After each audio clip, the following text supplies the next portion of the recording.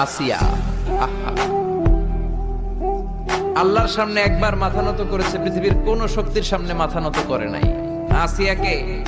আসিয়া এবং ফেরাউনের finance minister, অর্থমন্ত্রীর বিবি লুকিয়ে কালিমা পড়েছে, সাইয়েদনা মুসা আলাইহিস সালামের উপর ঈমান এনেছে। ফেরাউন শুনে দুইজনকে ডেকে নিয়ে আসলো।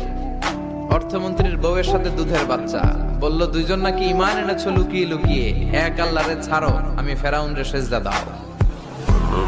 এরা বলল জীবন যাবে কিন্তু ঈমান যাবে না, জীবন দিব কিন্তু ঈমান দিব। প্রথমে ধরলো অর্থমন্ত্রীর বউকে, তাড়াতাড়ি আমার পায়ে সেজদায় লুটিয়ে পড়ো। সে বলে না, জীবন যাবে ঈমান যাবে না। বললো তাই নাকি, দেখি তোমার ঈমানের কত পাওয়ার। জল্লাদরে বলল কড়াইয়ের ভেতরে আগুন গরম করো, তৈল গরম করো, দুধের বাচ্চাটারে টেনে নিয়ে তেলের মধ্যে ছেড়ে দাও।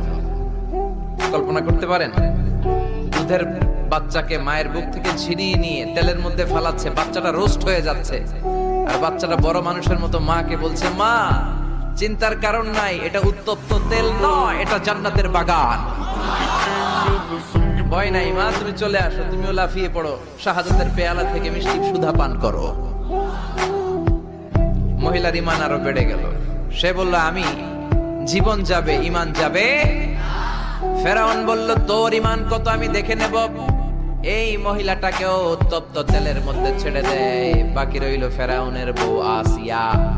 আসিয়ারে ফেরাউন বলল, আসিয়া এক আল্লাহর ইবাদত ছাড়ো, আমারে সেজদা দাও। আসিয়ারও এক কথা, জীবন দিব ঈমান দিব।